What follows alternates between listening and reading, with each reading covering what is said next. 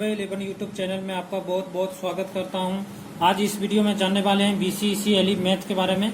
ठीक है, तो इंटीग्रल कैलकुलस चल रहा था, उसी का एक पार्ट है, समझिए कि बड़ा सा पार्ट है क्या, बीटा गामा फंक्शन। आपको पहले बताए थे कि जब हम पढ़ाने लगेंगे इंटीग्रेशन तो बीटा गामा फंक्शन से पढ़ाएंगे और इंटीग्रेशन को मात्र चुटकियों में सॉल्व कर सकते हैं। मात्र जो है 1 मिनट में 30 सेकंड से 1 मिनट में जो है अंदर सॉल्व कर सकते हैं। ठीक है, देखिए बीटा गामा फंक्शन होता क्या है। बीटा गामा फंक्शन जो है आप लोग कभी नहीं पढ़े होंगे। ठीक है, और इसलिए नहीं पढ़े होंगे क्योंकि 12th जो बच्चा किया होगा या 10th किया होगा तो बीटा गामा फंक्शन कहीं मिलेगा ही नहीं पढ़ने के लिए। ये बिल्कुल भी नया टॉपिक है और आपको बीसीईसी का जो भी यूट्यूब पे तैयारी भी करवा रहा है वो भी नहीं पढ़ाए होंगे कभी, क्योंकि बीटा गामा फंक्शन थोड़ा हार्ड भी है और अच्छा टॉपिक है। ठीक है, बीटा गामा फंक्शन इतना आसान नहीं है, सबका बस का बात नहीं है। तो यहाँ पे देखिए यूट्यूब पे लोग क्या कर रहे हैं कि कुछ भी पढ़ा दे रहा है, सिंपल इंटीग्रेशन पढ़ा दे रहा है खाली, और बोल रहा है कि देखिए आप समझ में आता है बच्चा कि नहीं आता है। बच्चा लोग भी बोलता है हाँ सर समझ में आ रहा है। अब वो सब इंटीग्रेशन आता ही नहीं है, वो सब पूछता ही है नहीं है, सिंपल पूछता है कहाँ से, यहाँ से पूछता है, और ये पढ़ाता ही नहीं है कोई। ठीक है, तो आप जहाँ पे पैसा दे करके भी पढ़िएगा तो वहाँ भी उतना अच्छा से नहीं पढ़ाएगा जितना अच्छा से हम पढ़ाएंगे। देखिए यहाँ पे कैसे होगा बीटा गामा फंक्शन। ठीक है, तो आप निर्भय 11 यूट्यूब चैनल से जुड़िए। अगर वीडियो आपको सीरियल वाइज से नहीं मिलता है तो आप निर्भय 11 यूट्यूब चैनल पे जाइएगा, निर्भय 11 सर्च कीजिएगा। ठीक है, निर्भय 11 17 गैप नहीं देना है बीच में, निर्भय 11 लिखना है और सर्च कर लीजिए यूट्यूब पे, या निर्भय एली लिख दीजिएगा, निर्भय 11 एली, तो वहाँ पे आ जाएगा। ठीक है, और यहाँ पे प्लेलिस्ट में जाइए और सीरियल वाइज से वीडियो मिल जाएगा, वहाँ से देख सकते हैं आप। मैथ का जो है एक वीडियो जो है सब अपलोड कर दिया हूँ और जो भी नहीं बचा हुआ है उसको अपलोड हो रहा है। ठीक है, तो बीटा गामा फंक्शन से इंटीग्रेशन को मात्र जो है 30 सेकंड से 40 सेकंड के अंदर सॉल्व करूंगा, नहीं तो आपको बताएंगे। पहले आज जो है थ्योरी पढ़ लेते हैं। अब देखिए बीटा गामा फंक्शन है क्या, उससे पहले थोड़ा सा बात कर लेते हैं कि बीसीईसी का व्हाट्सएप ग्रुप भी बना दिए हैं, तो उसमें भी जाके जुड़ सकते हैं, बहुत फायदे होगा आपको। कुछ भी अगर कोई भी प्रॉब्लम है, किसी से भी रिलेटेड कोई भी तरह का डाउट है तो वहाँ पे जाके एक बार मैसेज कीजिए, आपका जल्द से जल्द रिप्लाई किया जाएगा। आपके लिए ही बनाया गया है ग्रुप, तो आपको बहुत फायदा मिलेगा, आप जाके जुटिए उसमें। ठीक है, अब देखिए यहाँ पे बीटा गामा फंक्शन है क्या। अब बीटा गामा फंक्शन का जरूरत हम क्यों पड़ा, अब बीटा गामा फंक्शन आने का यहाँ पे इसका कारण क्या है, बीटा गामा फंक्शन आया क्यों यहाँ, तो देखिए इसका बहुत सारा प्रश्न है। तो बीटा गामा फंक्शन इसलिए लाया गया, और बीटा गामा फंक्शन एक अलग तरह का ही फंक्शन है। ठीक है, अलग तरह का ही फंक्शन है। बीटा गामा फंक्शन जो है लाने का एक मेन इसका जो है रीजन था, क्या रीजन था कि जब इंटीग्रेशन जब बहुत हार्ड हो जा रहा था, इंटीग्रेशन क्या हो रहा था, कॉम्प्लिकेटेड इंटीग्रेशन हो रहा था, और जिसको कि इंटीग्रेशन करना एकदम इम्पॉसिबल है, या तो कह सकते हैं कि बहुत ही हार्ड इंटीग्रेशन है, उसको मात्र ये बीटा और गामा, कौन, बीटा और गामा मात्र उसको चुटकियों में सॉल्व कर देगा। देखिएगा कैसे, तुरंत जादू के जैसा।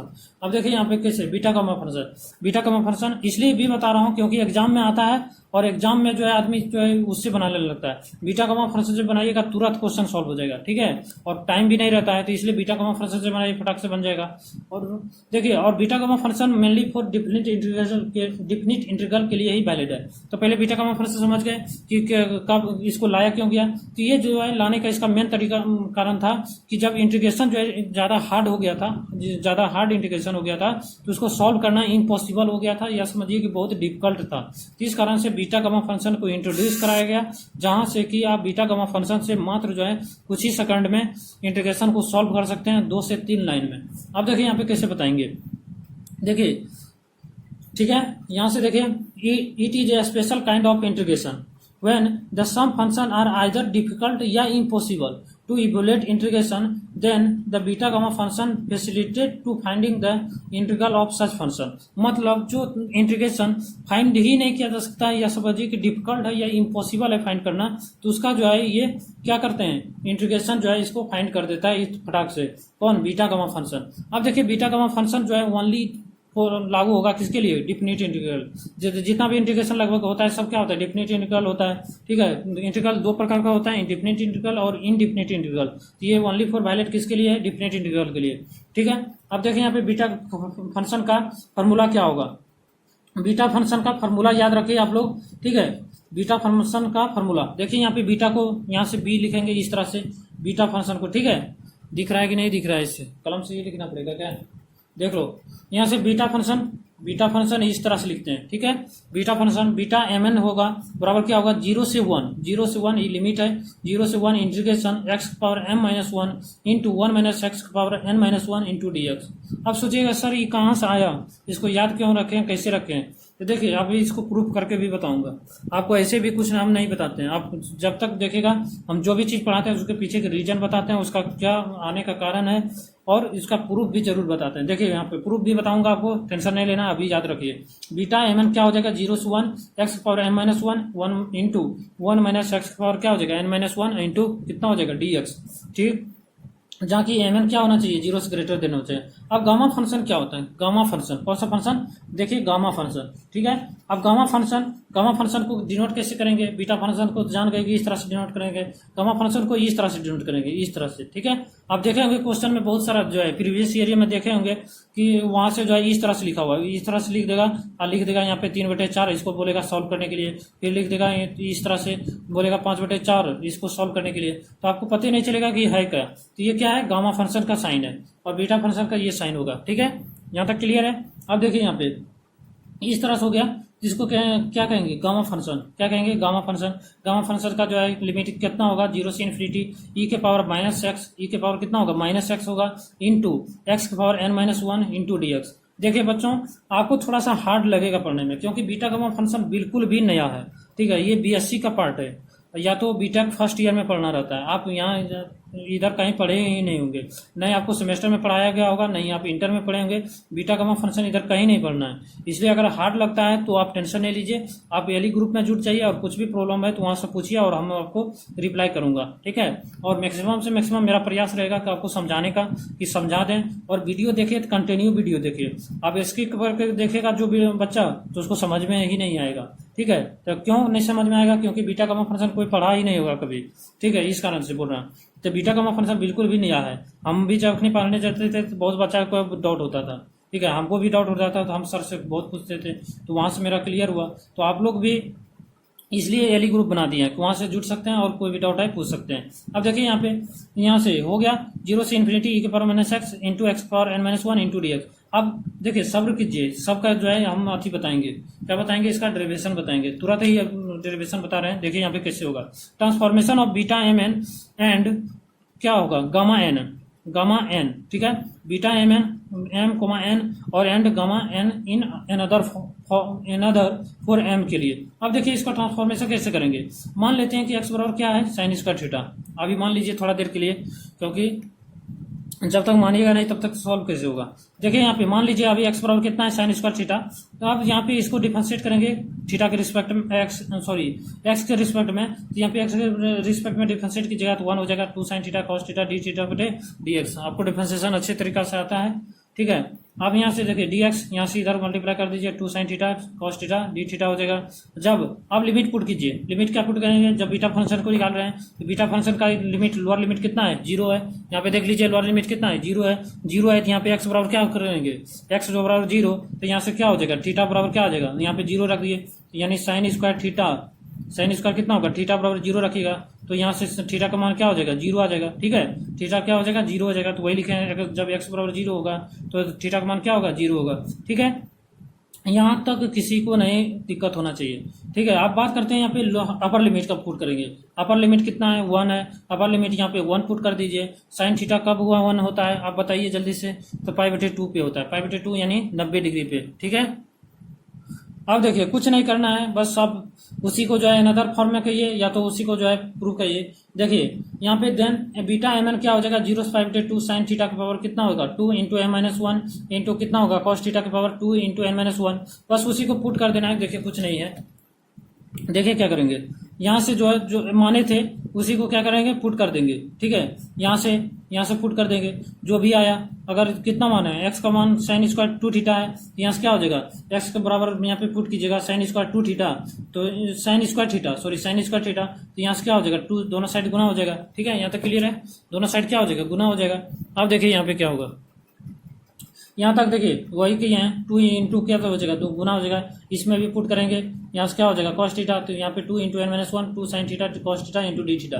अगर देखिए आपको थोड़ा कम समझ में आता है तो क्या कीजिए, आप वीडियो को एक बार देख लीजिए पूरा, उसके बाद फिर से अपने से सॉल्व कीजिए। अगर फिर समझ में नहीं आता फिर एक बार वीडियो देखिए, तो उससे क्या होगा कि वीडियो देखते देखते जो है आपको समझ में आ जाएगा, और आप लिखिएगा भी तो उससे ज़्यादा और समझ में आएगा। तो बीटा एम एन हो जाएगा 2, कितना हो जाएगा 2 कॉमन ले सकते हैं, यहाँ पे देखिए 2 कॉमन ले लीजिए, 0 से पाई 2 साइन थीटा की पावर कितना हो जाएगा 2m माइनस 2, 2m माइनस 2 तो माइनस 2 होगा, और यहाँ पे एक साइन थीटा और है, तो यहाँ पे क्या हो जाएगा, यहाँ पे समझिए कि +1 पावर है इसका, तो यहाँ पे -2 + 1 हो जाएगा कितना 2m माइनस 1 हो जाएगा, इंटू कॉस थीटा की पावर उसी तरह हो जाएगा 2n माइनस 2, तो यहाँ पे कॉस थीटा एक और है, तो यहाँ पे मल्टीप्लाई होकर के जुटेगा, तो क्या हो जाएगा 2n, देखिए यहाँ पे 2n माइनस 2 और प्लस कितना हो जाएगा 1, तो वो हो जाएगा 2n माइनस 1, इसी तरह से हो जाएगा 2n माइनस 1 हो जाएगा cos थीटा की पावर इंटू डी थीटा, यानी यही फॉर्म आ गया अनदर फॉर्म। अब इसी में आपको दे देगा, कभी कभी किस तरह से क्वेश्चन पूछ देगा कि साइन थीटा की पावर 5 है और cos थीटा की पावर 8 है, तो बताइए कि इसका इंटीग्रेशन क्या होगा, 0 से पाई 2 लिमिट है।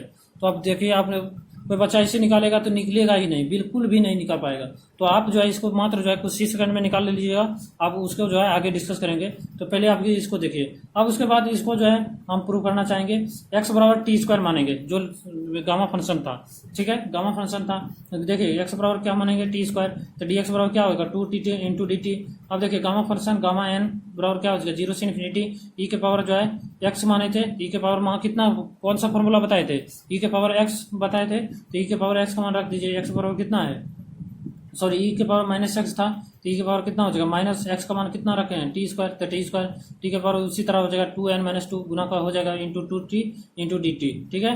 अब यहाँ से देखिए गामा n बराबर 2 कॉमन ले लीजिए, यहाँ से ये 2 कॉमन, 0 से इन्फिनिटी ई के पावर -t², ठीक है, इंटू कितना हो जाएगा टी के power 2n minus 1 into D T.